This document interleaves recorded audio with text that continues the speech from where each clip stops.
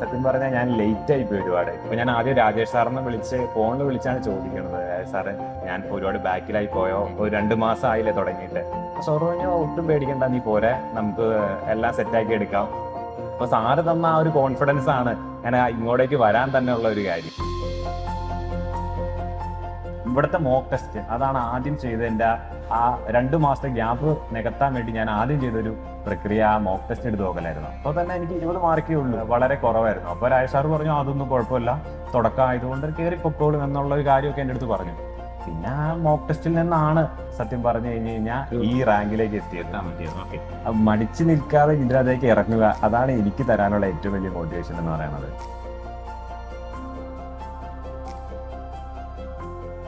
Junior cooperative inspector success story series സഹകാരി race bus continue ചെയ്യുകയാണ്. ഇന്ന് നമ്മളോടൊപ്പം ഉള്ളത് വളരെ സ്പെഷ്യൽ റാങ്ക് ആയിട്ടുള്ള 51 റാങ്ക് ഹോൾഡർ ആയിട്ടുള്ള ശ്രീ ആൽവിൻ എലിയാസ് ആണ്. Thank you sir. First of all അതുപോലെ ആൽവിൻ നമ്മുടെ ഓഫ്ലൈൻ ബാച്ച് എറണാകുളമാണ് സ്വദേശം എന്നുണ്ടെങ്കിലും JCA വിളിച്ചപ്പോ അല്ലടാ വന്നേ? JCA വിളിച്ചപ്പോ അതിന് മുന്നേ ഇല്ല, JCA ആണ് വഴിത്തിരിവായത്. ഫസ്റ്റ് ബാച്ചിൽ തന്നെ ഇവിടെ ഓഫ്ലൈനിലേക്ക് വരികയും ഇവിടെ താമസിച്ച് ഏകദേശം ഒരു വർഷത്തോളമുള്ള വിശ്രമം. കാരണം JCA പ്ലസ് കേരള ബാങ്ക് രണ്ടും അല്ലേ? കേരള ബാങ്കിലുണ്ട്. എത്രാമത്തെ റാങ്ക് പോലെ? 371 റാങ്കാണ്. അപ്പൊ അങ്ങനെ എത്തി നിൽക്കുകയാണ് ആളുകൾ. അപ്പോ സോ നമുക്ക് അഡ്വൈസ് വന്നില്ല, നെക്സ്റ്റ് അഡ്വൈസിലെ പ്രതീക്ഷിക്കുകയാണ്. അപ്പൊ ആൽവിൻ, നമ്മള് JCA നോട്ടിഫിക്കേഷൻ വരുന്നു. അപ്പൊ അതിന് മുന്നേ സാധാരണ നമ്മുടെ ക്വാളിഫിക്കേഷൻ എന്താ? ഞാൻ BTech മെക്കാനിക്കൽ ഗ്രാജുവേറ്റ് ആണ്. ഞാൻ പാസ് ഔട്ട് ആയി.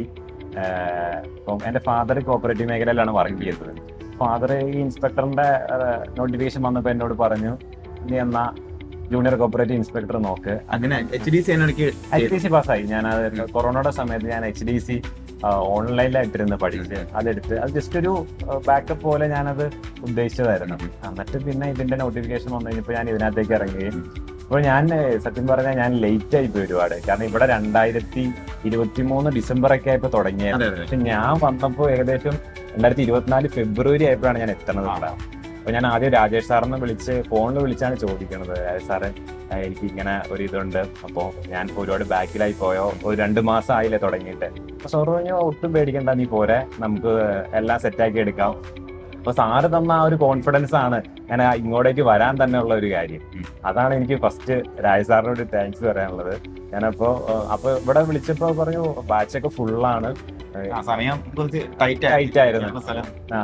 അപ്പൊ അന്നേരം എന്റെ അടുത്ത് ഇങ്ങനെ പറഞ്ഞു, നോക്ക് ഇപ്പം നിനക്ക് അവരുടെ ഒപ്പം ഓടിയെത്താൻ പറ്റുവാണെങ്കിൽ നല്ലതായിരിക്കും എന്ന് പറഞ്ഞാണ് സാർ എന്നെ മോട്ടിവേറ്റ് ചെയ്തിട്ടാണ് ഞാൻ ഫെബ്രുവരിയിൽ ഇവിടെ ജോയിൻ ചെയ്യണത്. പിന്നെ അതിനുശേഷം സഹകാരി ഇവിടെ തന്ന ക്ലാസ്സും ആ നോട്ടും എനിക്ക് വളരെ ഹെൽപ്ഫുൾ. ഇവിടെ വന്നതിന് ശേഷം നീ വന്നപ്പോഴത്തേക്കും ശരിക്കും പറഞ്ഞാലും ഒരുപാട് പേര് ഇങ്ങനെ മടിച്ചു നിൽക്കാറുണ്ട്. അപ്പൊ എല്ലാവർക്കും ഫസ്റ്റ് ഡേ തുടങ്ങണമെന്ന് ആഗ്രഹമാണ്, എനിക്കടക്കം എല്ലാവർക്കും ഉണ്ടത്. പക്ഷെ ചിലപ്പോൾ ചിലർക്ക് അത് പറ്റാറില്ല, അല്ലെങ്കിൽ നമുക്ക് എല്ലാ ദിവസവും ബാച്ച് തുടങ്ങാൻ പറ്റാത്ത ഒരു പ്രശ്നം ഉള്ളത് കൊണ്ടും അറ്റ് എനി പോയിന്റ് എല്ലാവർക്കും തുടങ്ങിയേ പറ്റത്തുള്ളൂ എന്നുള്ളത് കൊണ്ടും ചിലർക്ക് പറ്റാറില്ല. അപ്പൊ അവരടുത്ത് ആ ഒരു സിറ്റുവേഷൻ നീ എങ്ങനെ ഹാൻഡിൽ ചെയ്തേ? ബാച്ച് തുടങ്ങി സ്റ്റാർട്ട് ആയപ്പോൾ തന്നെ എനിക്കൊരു ആഗ്രഹം ഉണ്ടായിരുന്നു, ഇതിനകത്തേക്ക് വരണം, തിരുവനന്തപുരത്തേക്ക് വരണം എന്നുള്ളൊരു ആഗ്രഹം ഉണ്ടായിരുന്നു. പക്ഷെ അതേസമയം ഞാൻ അത് ചെറുതായിട്ട് ഒരു ബാക്ക് ഡ്രോപ്പ് ചെയ്തു. ആ സമയത്ത് കുറച്ച് കഴിഞ്ഞിട്ട് ജോയിൻ ചെയ്താൽ പോരെ എന്നുള്ളൊരു സാധനം എന്നെ ഹിറ്റ് ചെയ്തായിരുന്നു. പിന്നീട് ഞാൻ പെട്ടെന്നാണ് എനിക്കൊരു റിയലൈസേഷൻ ഉണ്ടായത്. ഇപ്പോൾ ഓൺലൈനിൽ കണ്ട ആഡൊക്കെയാണ് സത്യം പറഞ്ഞാൽ ഞാൻ ഇങ്ങോട്ടേക്ക് ഒരു വരാൻ തന്നെയുള്ള കാരണം. അപ്പം ശ്യാം സാറാണ് അതിനകത്ത് ആഡ് ചെയ്തത്. എൻ്റെ അടുത്ത് ഇങ്ങനെ പറഞ്ഞ് നിങ്ങൾക്ക് ഇൻസ്പെക്ടർ ആവാം എന്നുള്ളൊരു മോഹം അന്നാണ് ആദ്യമായിട്ട് എനിക്ക് കിട്ടിയത്. അപ്പൊ പിന്നെ അപ്പോഴേക്കും ഞാൻ ലേറ്റ് ആയി പോയി, എന്നാലും കുഴപ്പമില്ല, ഞാൻ ഇവിടെ വന്ന് മാനേജ് ചെയ്ത് എങ്ങനെയാ നീ വന്നതിന് ശേഷം? ഞാൻ ഒരുപാട് ലാഗായി പോയി എന്നുള്ളൊരു തോന്നൽ എനിക്ക് വന്നുപോയി. പക്ഷേ ഞാൻ ആദ്യം തന്നെ വളരെ കറക്റ്റ് ആയിട്ട് സിലബസ് എടുത്ത് നോക്കി, പഴയ സിലബസ് നോക്കി. ആ സിലബസ് നോക്കി കറക്റ്റ് ആയിട്ട് അനലൈസ് ചെയ്തപ്പോൾ എനിക്ക് മനസ്സിലായി കുറച്ച് ടൈറ്റ് ആണ്, എല്ലാവരും എന്നെക്കാളും മുമ്പിലാണ് കവറായി കഴിഞ്ഞു. അപ്പൊ എനിക്ക് എന്തുകൊണ്ടാണ് ഇത് ഒരു പ്രശ്നം, എനിക്കൊരു പോരായ്മ തോന്നിയത്, എവിടെ കാര്യം എന്താണെന്ന് ഞാൻ അനലൈസ് ചെയ്തു. കൃത്യമായിട്ട് നോക്കി കഴിഞ്ഞപ്പോൾ ഞാൻ ആദ്യം ചെയ്തത് സഹകാരിയുടെ ക്വസ്റ്റ്യൻ പേപ്പർ ചുമ്മാ മോക്ക് ചെയ്ത് നോക്കുകയാണ് ചെയ്തത്. ആദ്യം എനിക്കൊന്നും അറിയില്ലായിരുന്നു. ഞാനിവിടെ വന്നപ്പോൾ ആദ്യം എൻ്റെ മാർക്ക് 10 or 20 ഏതാണ്ടായിരുന്നു മാർക്ക്. ഞാൻ വളരെ പുറകിലായിരുന്നു. അതിനുശേഷം എൻ്റെ തെറ്റിപ്പോയ ആൻസറുകൾ, ക്വസ്റ്റ്യൻസ് എല്ലാം തന്നെ ഞാൻ ഒന്നോടെ എടുത്ത് നോക്കി പരിശോധിച്ച് അവിടെ എന്തൊക്കെയാണ് എനിക്ക് പറ്റിയ പിശകം എന്നൊക്കെ നോക്കി അത് ആണ് ഞാൻ കറക്റ്റായിട്ട് ആദ്യം തെറ്റ് തിരുത്തിയത്. എൻ്റെ തെറ്റ് തിരുത്തുന്നതിൻ്റെ ആദ്യത്തെ നടപടി അതായിരുന്നു. ഞാൻ ഇവിടുത്തെ മോക്ക് ടെസ്റ്റ് അതാണ് ആദ്യം ചെയ്തത്. എൻ്റെ ആ 2 മാസത്തെ ഗ്യാപ്പ് നികത്താൻ വേണ്ടി ഞാൻ ആദ്യം ചെയ്തൊരു പ്രക്രിയ ആ മോക്ക് ടെസ്റ്റ് എടുത്ത് നോക്കലായിരുന്നു. അപ്പോൾ തന്നെ എനിക്ക് 20 മാർക്കേ ഉള്ളൂ. ഞാൻ ചെയ്ത വളരെ കുറവായിരുന്നു. അപ്പോൾ രാജ് സാർ പറഞ്ഞു അതൊന്നും കുഴപ്പമില്ല, തുടക്കം ആയതുകൊണ്ട് കയറി പൊക്കോളും എന്നുള്ള ഒരു കാര്യമൊക്കെ എൻ്റെ അടുത്ത് പറഞ്ഞു. പിന്നെ ആ മോക്ക് ടെസ്റ്റിൽ നിന്നാണ് സത്യം പറഞ്ഞു കഴിഞ്ഞു കഴിഞ്ഞാൽ ഈ റാങ്കിലേക്ക് എത്തിയത്. ഓക്കെ. അപ്പോൾ ഇവിടെ വന്നതിന് ശേഷം ബേസിക്കലി നമുക്ക് അറിയാം എല്ലാ ദിവസമുള്ള ഡെയിലി ക്ലാസ്, പിന്നെ ഡെയിലി എക്സാമിനേഷൻ, അതുപോലെ വീക്കിലി എക്സാമിനേഷൻ. വീക്കിലി എക്സാമിനേഷന് വഴക്ക് എന്തോരം കിട്ടിയിട്ടുണ്ട് ഞങ്ങൾക്ക്? വഴക്ക് എന്ന് വെച്ചാൽ വഴക്കേ കിട്ടിയിട്ടുള്ളൂ. ആദ്യത്തെ സമയത്തൊക്കെ എനിക്ക് മാർക്ക് വളരെ കുറവായിരുന്നു. കാരണം രാജ് സാറ് എൻ്റെ അടുത്ത് പറയും, അത് സാറ് പോസിറ്റീവായിട്ടാണ് പറയണത്. അത് കുറച്ച് ദേഷ്യപ്പെട്ടിട്ടാണെങ്കിലും സാറ് പറഞ്ഞു കഴിയുമ്പോൾ എനിക്ക് അതിൻ്റെ ഒരു പോസിറ്റീവ് സൈഡ് മനസ്സിലാവുകയും പിന്നീട് ഞാൻ അത് സാറ് പറഞ്ഞ രീതിയിൽ റെക്ടിഫൈ ചെയ്യാൻ ശ്രമിച്ചിട്ടുണ്ട്. വീക്കിലി എക്സാംസ് എനിക്ക് ഭയങ്കര ഹെൽപ്ഫുൾ ആയിട്ടുണ്ട് സഹകാരിയിൽ.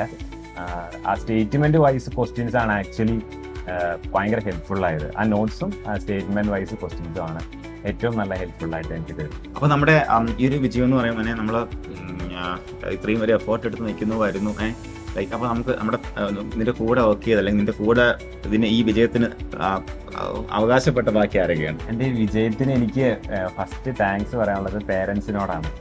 ഫാദറും എൻ്റെ മദറും അവർ രണ്ടുപേരുമാണ് എനിക്ക് ഈ ഒരു വിജയം, ഈ ഒരു പരീക്ഷയിലേക്ക് ഇറങ്ങാൻ തന്നെ നീ ഇത് പഠിച്ചാൽ നിനക്കിത് കിട്ടും അല്ലെങ്കിൽ എൻ്റെ പുറകിലുള്ള മോട്ടിവേഷൻ ആയിട്ടിരുന്നത് സത്യം പറഞ്ഞ പേരൻസ് രണ്ടുപേരുമാണ്.